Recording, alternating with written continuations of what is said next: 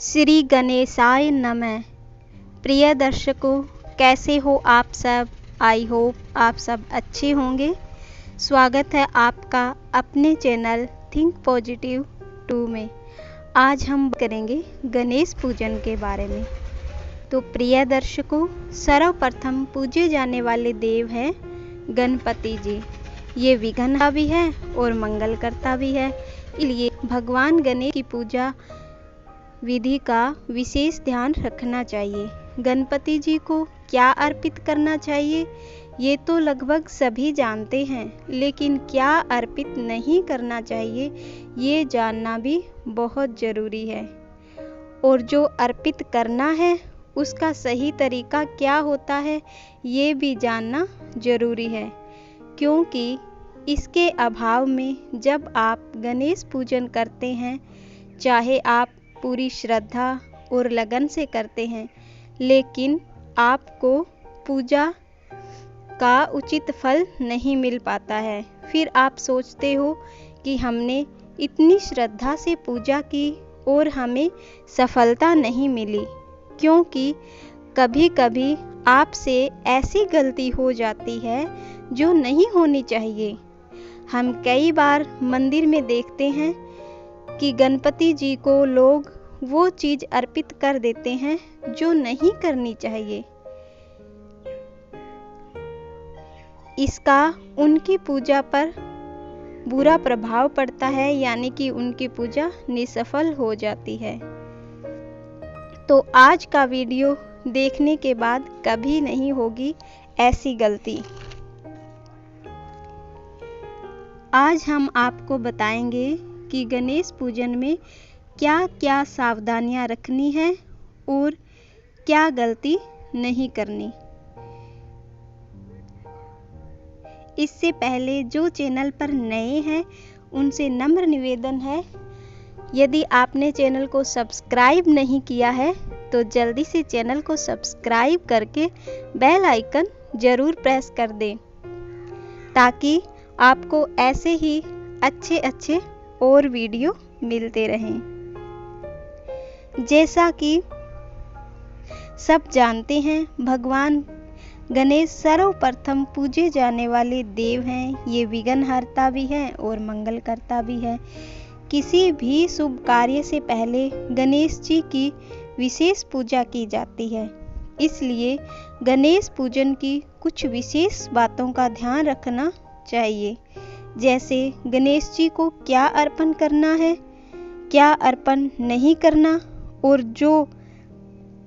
जो अर्पण करना है वो कैसे अर्पण करना है, क्योंकि कुछ वस्तुएं भगवान गणपति जी को अर्पित करने का विशेष नियम होता है, जो जानना अति आवश्यक है। अन्यथा उसका अच्छा फल मिलने की बजाय गलत प्रभाव पड़ सकता है। तो जानते हैं इन सब के बारे में। सबसे पहली बात तो ये कि आप जब भी गणपति जी की पूजा करते हैं, चाहे वो गणेश चौथ हो या और कोई मंगल कार्य हो, आप गणेश जी को दुर्वा अर्पित करते हैं, क्योंकि बिना दुर्वा गणेश जी की पूजा संपन्न नहीं होती। तो दुर्वा अर्पित करते समय ध्यान दें कि दुर्वा या तो गणपति जी के सिर पे रखें या सूंड के पास कहीं भी रखें। दुर्वा चरणों में ना रखें, ये शुभ नहीं होता। और दुर्वा गणेश जी को अति प्रिय है, इसलिए आप 5, 11 या 21 दुर्वा गणपति जी को चढ़ा सकते हैं। दुर्वा चढ़ाते समय इस मंत्र का जाप करें तो अति उत्तम रहेगा। इदं दुर्वादलम् ओम गम गणपते नमः। इदं दुर्वादलम् ओम गम गणपते नमः।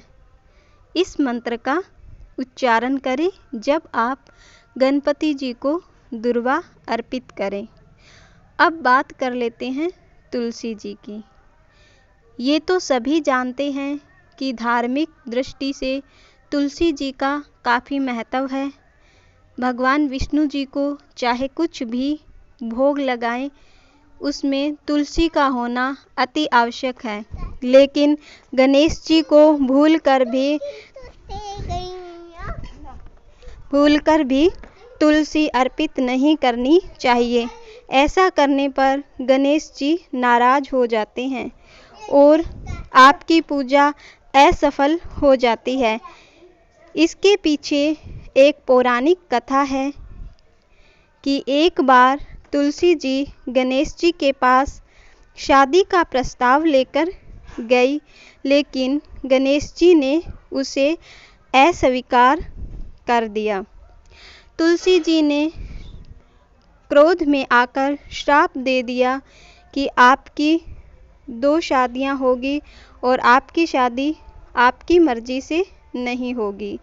इस पर गणपति जी को भी क्रोध आ गया और उन्होंने तुलसी को श्राप दे दिया कि आपकी शादी एक असुर से होगी। तब से गणेश जी को तुलसी अर्पित नहीं की जाती।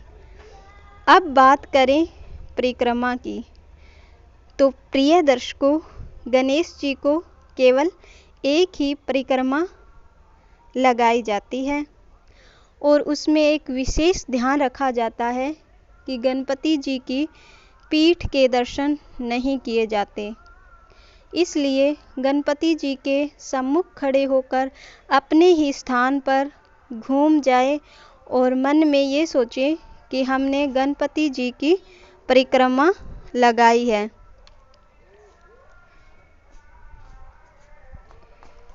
बात करें पीठ की कि गणपति जी की पीठ क्यों नहीं देखनी चाहिए, तो बता दें कि गणपति जी की पीठ पर दरिद्रता का वास होता है, इसलिए गणपति जी की पीठ के दर्शन नहीं करने चाहिए।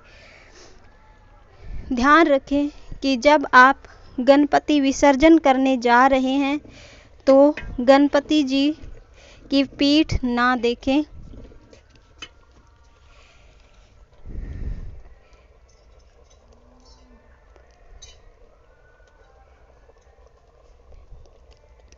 अब बात कर लेते हैं कि कौन से गणेश जी को घर में रखें, दाईं सूंड वाले या फिर बाईं सूंड वाले। ये कन्फ्यूजन रहता है कि हम घर में कौन से गणपति को रखें। तो बता दें कि घर में बाईं सूंड वाले गणपति जी को रखना चाहिए, क्योंकि बाईं सूंड वाले गणपति जी अति शीघ्र प्रसन्न होने वाले हैं और अति शीघ्र आपकी प्रार्थना को स्वीकार करने वाले हैं।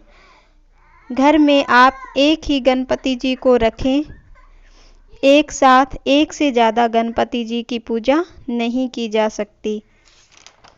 यदि आप नए गणपति जी की मूर्ति घर में लाना चाहते हैं तो उससे पहले ही पुरानी मूर्ति का विसर्जन कर दें, और यदि आप पुरानी मूर्ति का विसर्जन नहीं करना चाहते तो